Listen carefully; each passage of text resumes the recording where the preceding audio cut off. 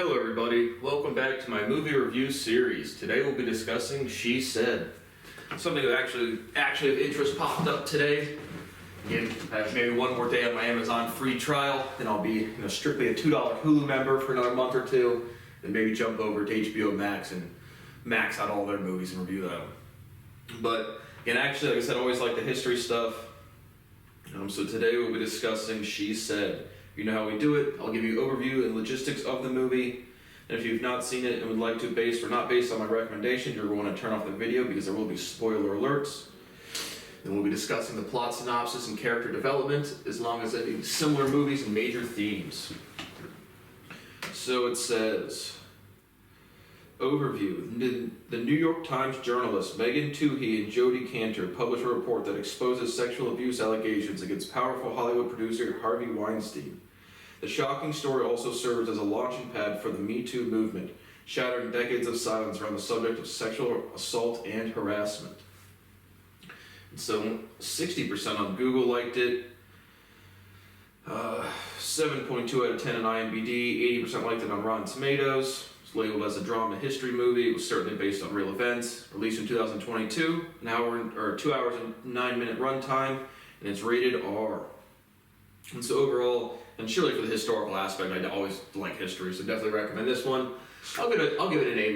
Again, for historical accuracy, it's just in a story that I didn't really know the background to, so it was informative to me and I enjoyed it. So I definitely recommend it. Again, it's hard for me to get a comment on the cinematography or like the acting or whatever, as it's extremely off-putting. But this one I thought the tone and tenseness of the movie was well done. Obviously it has historical backing, and I thought the characterizations, again, hopefully reflected the actual people, but regardless, it was an informative piece of production for me, so I recommend it as well done. So if you've not seen it, I'd recommend go watching this one as well. So overall, to open up the movie, I guess it says also a gripping and thought-provoking drama about two journalists who investigate a powerful and influential man. That's why Google says why to watch. And like I said, I just watched it on Prime Video. Don't know if it's hosted other places. Let's see if it says. It doesn't really have the where to watch on this one. Google seems to be changing up the format of how they do these things. But regardless, the movie opens up and it's a girl running down the street, in her bare feet, just kind of like crying, running down the street.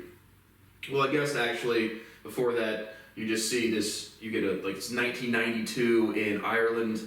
And they're filming a movie, and you meet this young girl whose character is later going to be Laura Madden, and she's goes onto the set of this movie, and then the next scene is her running down the street, crying in her bare feet. And so you open up, you have your two journalists, Megan Twohey and Jodi Kantor. They obviously work with the New York Times, kind of like direct boss, or direct chief editor is kind of like Rebecca Corbell. I believe the Patricia Clarkson character, and then kind of like the head, I'd say the chief editor, or the person above Rebecca, is Dean Baquet. And so, played by Andre Broher, definitely seen that guy before, recognize him. But they open up, and they're doing a piece on, I don't even know if it's a tip that leads them, or if they just start investigating sexual assault. But that's kind of the overview. The first type of thing they do is they call Donald Trump and kind of interrogate him or investigate him about sexual abuse allegations. He just denies them all. I don't know if he's grabbing him on the pussy quite yet or not. But so it kind of starts off the investigation kind of targeted at Donald Trump, and then somebody basically says in one of the phone calls, you should be looking into Harvey Weinstein. And so they get on to his case. And then they really just start trying to investigate and trying to track down these people. You have a couple of real-life actresses in the movie. Ashley Judd is in the movie as herself, along with Gwyneth Paltrow. I don't know if she plays herself. I don't think so. I think she's on the character list. But she might just be in the background, because I was watching CNN one day, and Ashley Judd is giving some speech about being a nasty person, and it later has backlash where it's similar to verbiage or exact same verbiage as Donald Trump or something. But they really just try to start tracking down people who have been abused or who have stories. And so the first person they go to, I don't really remember. I think it's this Latino chick that's staying up in Manhattan somewhere. her name. And there's other characters, just minors and extras. But they track down this girl. I guess she had like gone running or left her running shoes under her table one day. No one's seen from her since. She's been hiding out at her mother's house. So they find the mother. They go and try to see if the mother knows where the daughter is. And then the daughter answers the door. And Jody is can you talk to me? As an investigative journalist, just like what I heard you worked at Miramax, which was I guess the big company that all this abuse happened underneath. And they're just trying to get some information, and so she really wants to talk. You can tell she wants to talk, but she's signed an NDA and she can't speak at the risk of being sued. So Jody leaves her card, and then right as she's in her car, the chick calls her back and is like, thank you, I hope you do well, but I'm not going to go on the record for you. And so after those kind of typical interactions, they know they're onto something kind of big or influential. Again, they track down Ashley Judd. At first, she's not willing to. I don't know if she wants to meet or she just doesn't want to go on record. But they start calling the Miramax people, and they're like trying to get some data. And they're like, this is all company policy. We don't have this record. We don't have that record. Can't give you this. Can't give you that. Just a bunch of journalists trying to get to the bottom of a story. And so after that, they. Rebecca Corbell has them go out of town to meet with some people. They show up at Rowena Chu's house. She is not home. The husband is out doing some yard work. I think it's Jody again. Both Megan and Jody are doing these different interviews and trying to track down people. And so as she starts asking questions, Jody realizes that Rowena Chu's husband doesn't know anything that's going on. And so she doesn't want to spill the beans about it. Again, Jody doesn't know the extent of the abuse because it ranges from sexual harassment to actual rape. So she doesn't want to tip off or say something that isn't true to the husband about his wife. So, I thought the presentation and the cinematography was good there. You start to get some interactions with this guy named Lanny Davis and another guy named Erwin Rader.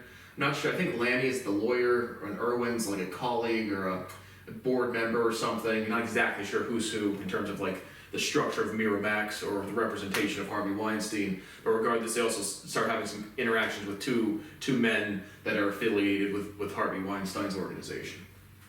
And so Jody, I think, believes one of them, Jody or Megan, flies out to London to speak with Laura Madden, the girl from the opening scenes.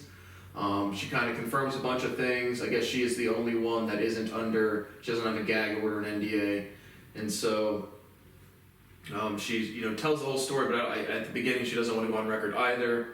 And so they have all this information, but as a journalist you have to have corroborating witnesses, even if it's an anonymous source, it has to be verified. So that's what they're really trying to do, is put together this story.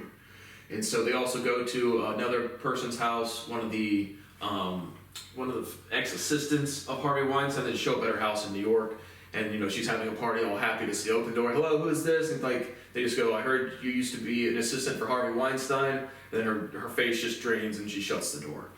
And so that also happens, again, not going in a direct sequence of the scenes, can't remember, don't care to.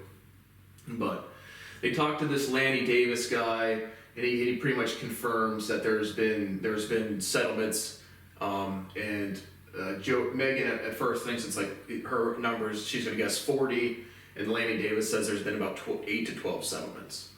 And so, moving on through the movie, they try to get some response from Harvey himself. Harvey has this lawyer who's this blonde chick who basically follows Megan and Jody. It's not a big part of the movie, but the reporters become aware that they're being watched by the group as well. And so they have a couple phone calls, they go back and forth, and after that they also go to, Rowena Chu ends up calling back Jody Cantor after a while, just not being able to make contact with her. They meet up in a diner.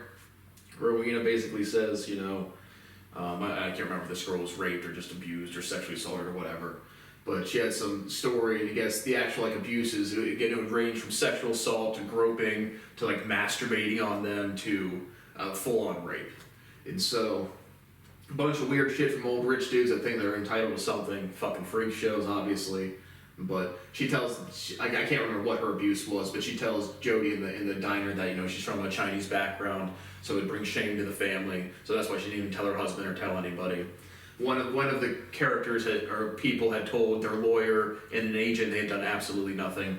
And so you get a lot of that in the movie where it's like, this person's been abused, and then they reach out for help, and people do absolutely literally nothing to help them. I would know, I'm suffering that today. And so, that stuff kind of goes back and forth. Finally, they get enough information, or they get basically either Irwin, I think it's Irwin, again, another movie where you have to have like 40% of the movie in these low light scenes where you can't see anything. Again, like I just watched the movie in my like I have like a loft area and just one window open and not like bright lights, and you can't like see like half a movie, like any of the movies these days. Everything's all so low light. It's like, why? Just makes it annoying to try to watch. But regardless, and again, at this point, Laura Madden has been diagnosed with breast cancer. She has to go through a mastectomy. Jody, I think Jody has kids. I think Jody has 2 kids and Megan has 1. They both have a couple kids, just some background stuff with the characters. But so Rowena Chu tells Jody, again, that she had been abused. She had been like masturbated on in the shower. She ran out and just hadn't told anybody. And so they've got a bunch of these off-the-record accounts, nothing that they can corroborate or publish. And then I think Irwin is the guy. He basically, once he learns of all these accounts of Harvey's abuse, he thought he was either the lawyer or business partner or board member or something, thinking that it was just like cheating outside of marriage, not actual sexual abuse. And so he's pretty disgusted with that. And then he's like, you know, I'm going to go to the bathroom. You can do whatever you want with these. And he goes to the bathroom, and it takes 5 minutes so she can take pictures of the accounts or of the reports of the settlements, I believe. So now that they have some strong, you know, corroborative evidence of paying off people for this abuse. They're really still trying to push people to go on record, where they're getting ready to being able to actually have a publishable piece. And so they get their information together. Ashley Judd goes on a run, and then she decides that she is going to go on the record and be a named source.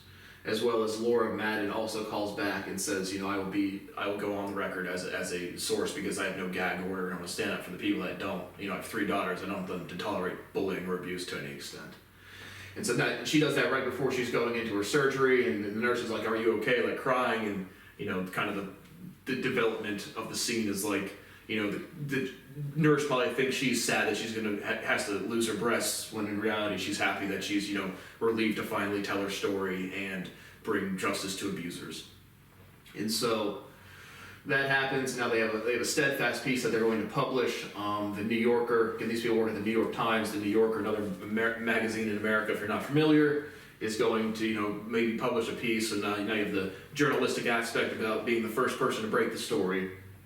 But they have enough corroborated evidence. They have 2 people going on record. I think there was one other person that ends up going on record too. What was her name?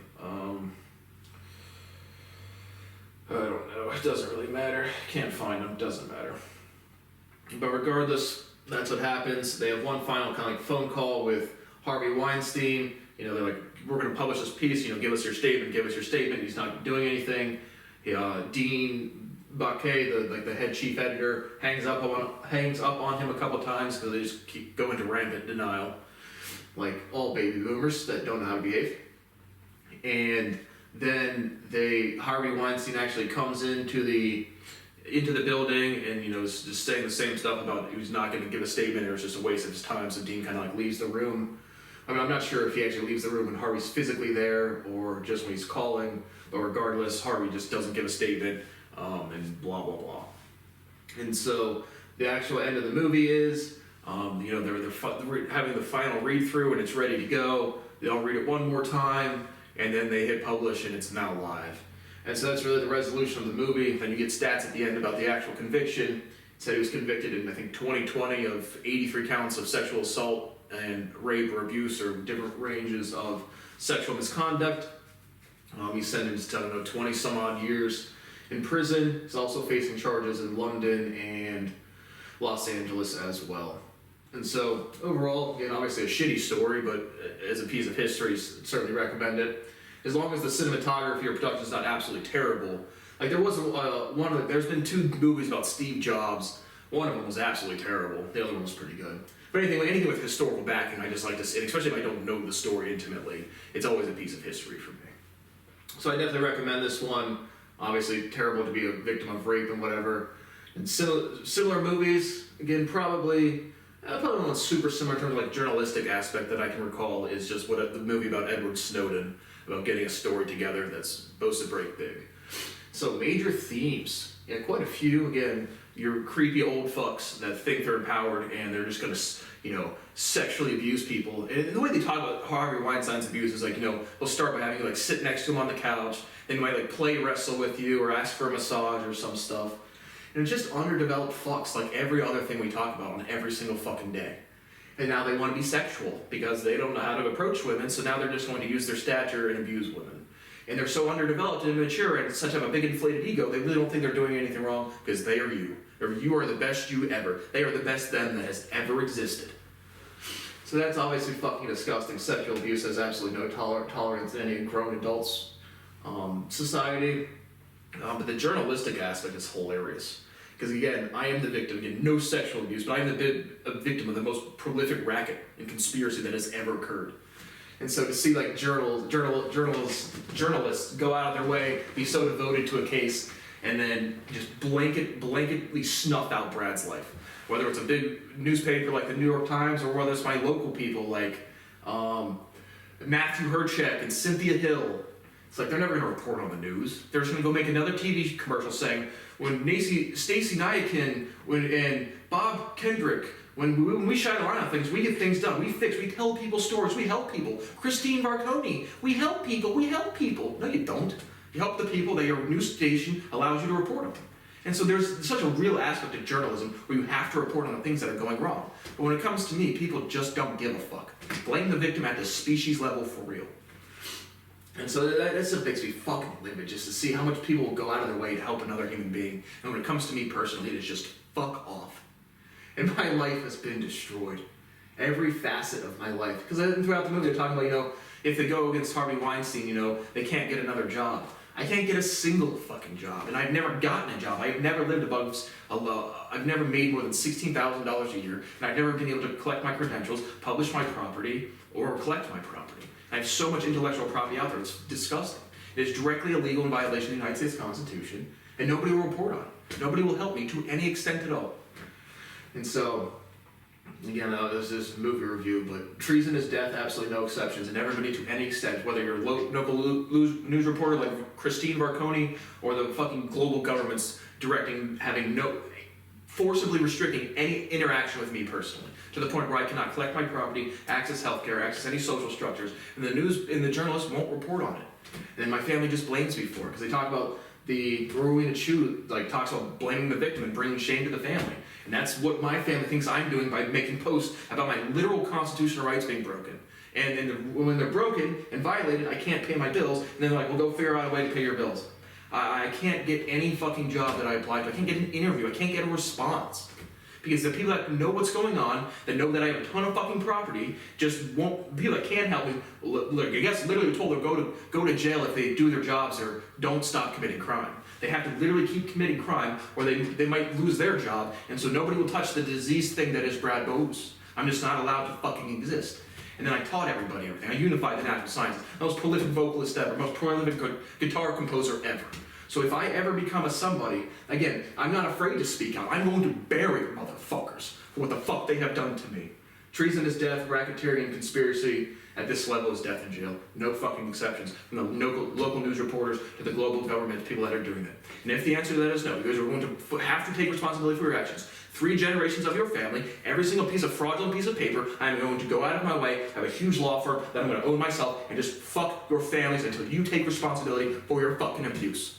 I have been neglected and abused my entire life by everybody I have ever been exposed to.